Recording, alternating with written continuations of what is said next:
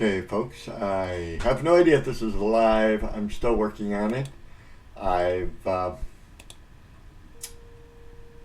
There we go. Let's see. Let me see. Are we live? Are we live? Okay, excellent. I think we're live now, folks. Well, this is just a channel where I'm just going to be discussing weird things that run through my head, weird thoughts. It doesn't matter what it is. It's a free flow channel. I invite the public to come and join me. We can discuss anything. Only thing I ask is whatever we discuss, it's done politely. No foul language, no spamming, stuff like that. But anyway, um, it's like today.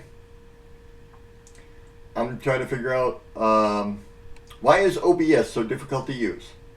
Yes, I am a new OBS user. I'm new to Linux, and I've left the Windows because of the, how shall I say, spyware. We'll put it that way. Windows 11 is absolutely horrible. I guess that's going to be my subject for today. But, we're just talking about it. Windows 11, yes, it comes with a lot of spyware, and a lot of people are stepping away from Windows because of that. I think it's personally kind of dirty what they did to Windows, where they cut off all support for Windows 10, and then basically said you have to have all these new components or newer components to run Windows 11. So your 3 or 4 year old computer, if it doesn't have that particular program or hardware, you can't run Windows 11. And it's trying to force people to go buy new hardware. And I personally think that was kind of dirty of them. I know they're in the business of making money. That's understandable. But, they have all this stuff on there that's honestly just pure spyware that's reporting all this information back to Microsoft, like taking screenshots of whatever you're doing every 3 or 5 seconds, something like that. I can't remember exactly what the number was on that. And honestly, it can actually steal your passwords, steal your bank account information, and all that information is going to get reported to Microsoft. Does Microsoft need to know what I'm looking at 3 o'clock in the morning? That I may be shopping for dehydrators at 3 o'clock in the morning? No, they don't. And that's kind of why I stepped away from Windows. I have personally, again, this is personal, I have chosen to go to Linux. It's a free operating system, and I personally use, and again, this is just my person, and I use Linux Mint Cinnamon Edition, the 22.3, which is the newest one out there. In fact, it's not even on an official release yet. It's still on beta. But I find it very operational. My computer is actually a lot faster. And the operating system is much, much smaller. It doesn't report anything back unless you tell it to. That's what I like to control about Linux.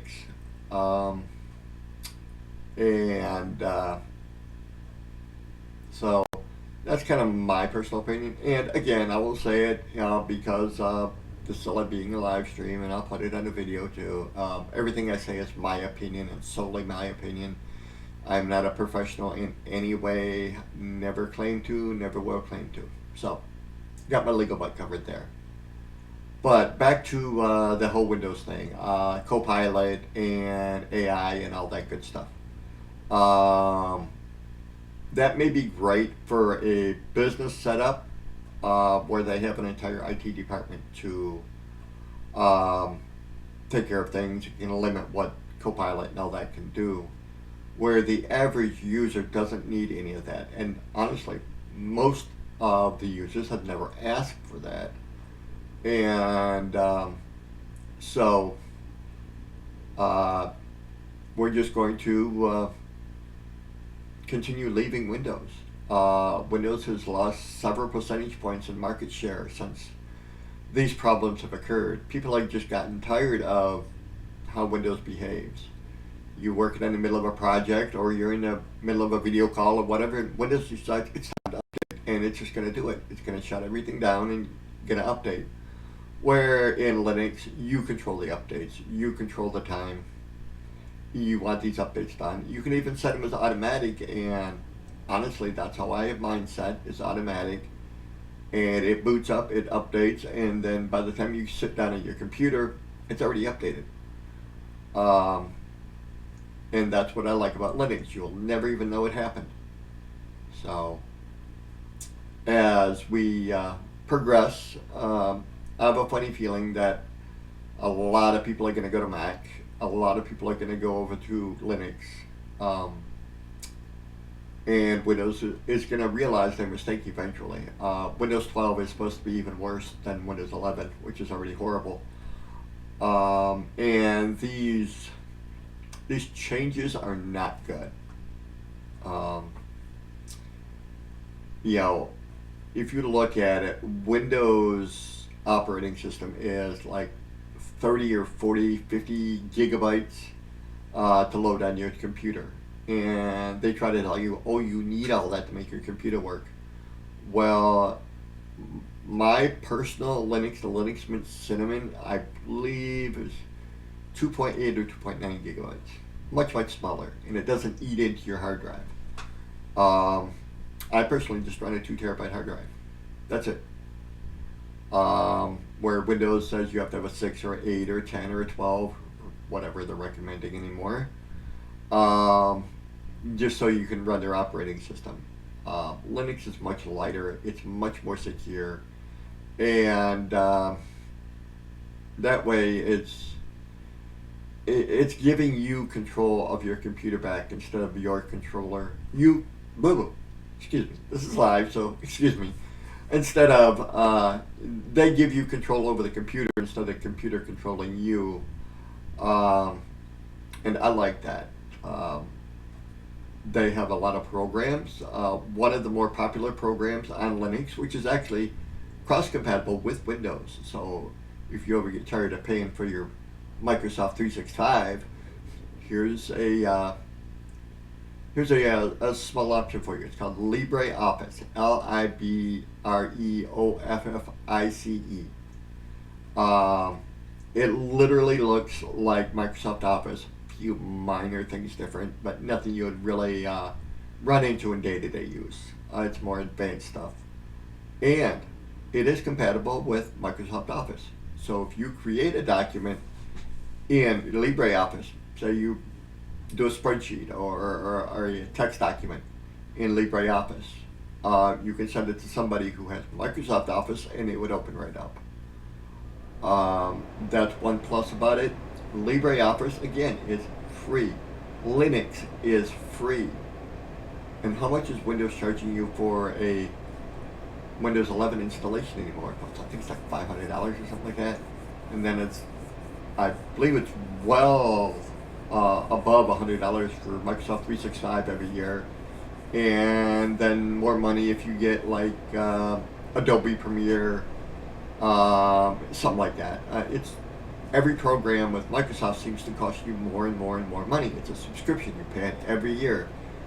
I'll just use $100.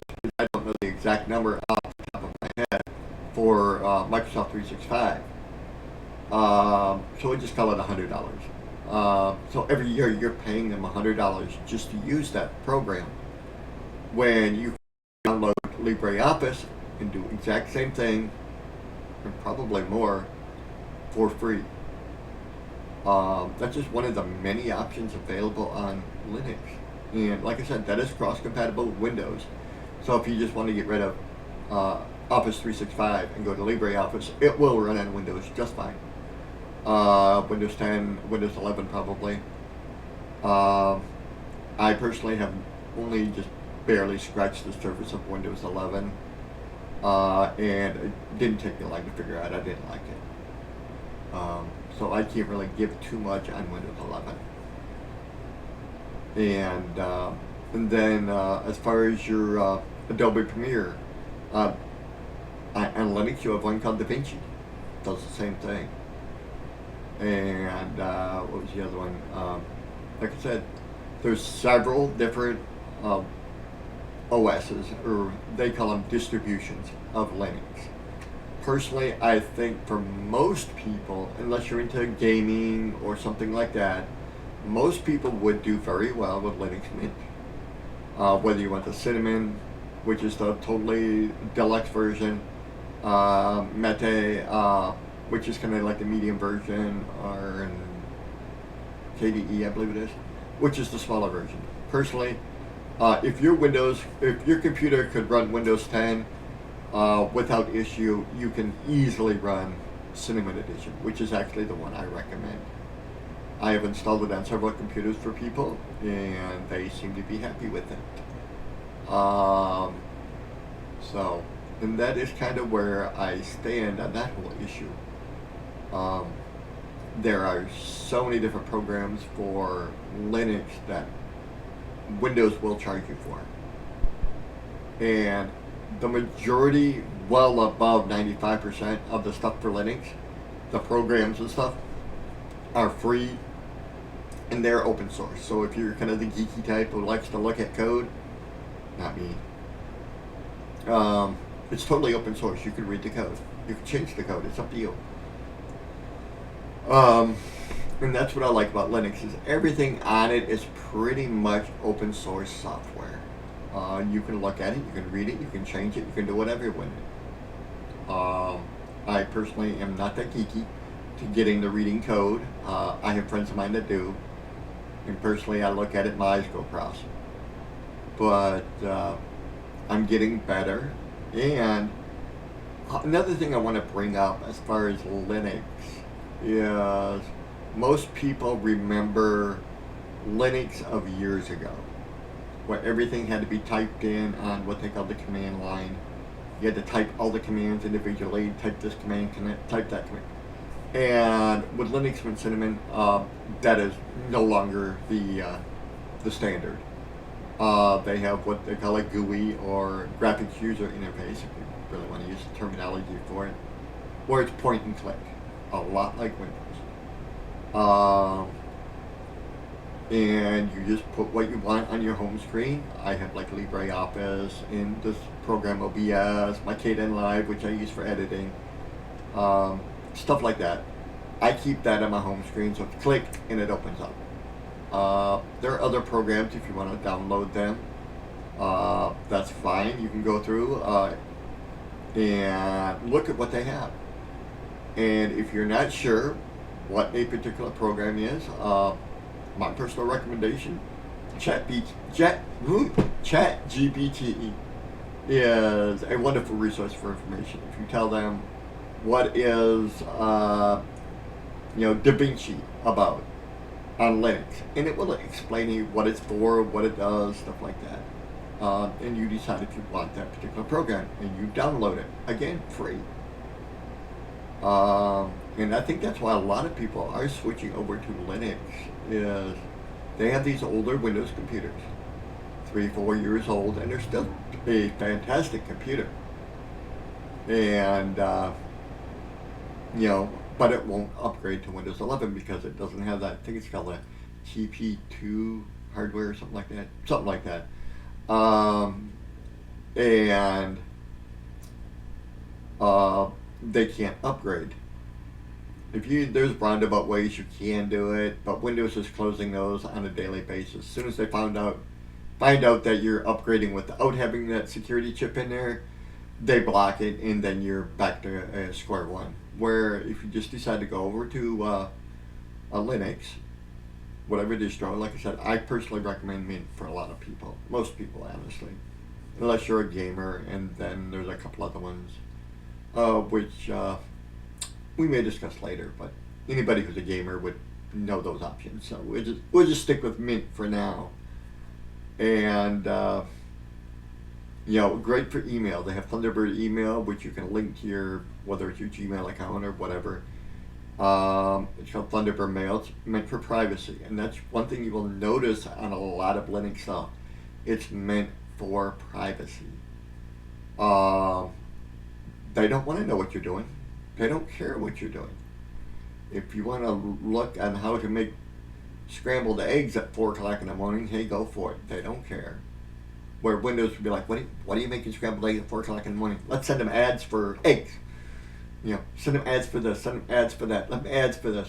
And you'll notice on Linux you get none of that. I have not had an ad show up on my computer yet. Plus, Linux comes with a very good firewall built in free, which I believe is actually a pay option on Windows now. They have a very good open source firewall. It works very well. I've had no issues with that. And there are many programs you can put on there. Just a few that I use. I use FreeTube. It's a privacy-based YouTube application. You can go on there and look up YouTube. Same thing you would look up on YouTube, you can look up on FreeTube. Doesn't cost you anything. There is no premium service. And I use, it's called Shortwave, which is basically I can listen to music from around the world via the internet. Sometimes I listen to strange music. It may be Creole one day, country the next, and death metal the next. It's whatever I feel like listening to. So, and so I'm, that's just a couple of them I use off the top of my head. I use DaVinci. I use GIMP for photo editing. Instead of Photoshop, I use GIMP. Photoshop you gotta pay for. GIMP is free. I know this isn't exactly a weird video, but it's just something I wanted to put out there. And, it's been a lot of work trying to prepare for this particular channel, this broadcast. And I would love if people would join me and put whatever suits your fancy up there. This channel will not judge you for anything. I'm willing to talk about aliens. I'm willing to talk about spiritual stuff. I'm willing to talk about government conspiracies or whatever, Atlantis, whatever you want to talk about. This is an open channel. I'm trying to get people to open their mind up and think and not live in this little box that life has put you in. Boxes are bad. We're thinking way out here outside the box. And that's how I want people to think. Free your mind, I guess would be a good way to put it. There's plenty of music I'd love to have on this channel, but copyright laws, you know how that goes.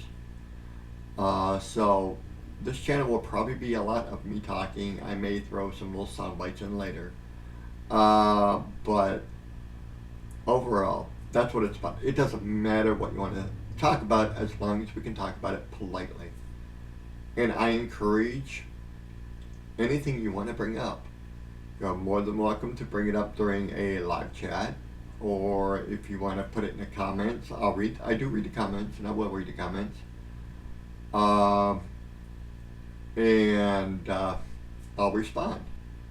If you give me a subject you want to talk about, whether it be lizard people, if you put that in the comments, I'll be like, okay, let's make a video about lizard people, and I'll give you my opinion on it. And that's just kind of how this channel is going to work. I may cover more than one subject in a video. It depends on how long the videos are going to be. But basically, I would like to keep them 20 minutes, half hour, or if we get into an in-depth chat about something, I'll make it longer. That's not a problem to me. So anyway, I invite everyone who watches this video to share it. And remember, this is an open mind channel. If you want to talk about ESP, fine. If you want to talk about aliens, fine. Governments, fine. What's in the bottom of the ocean, fine. I don't judge. And I would like others to be the same way.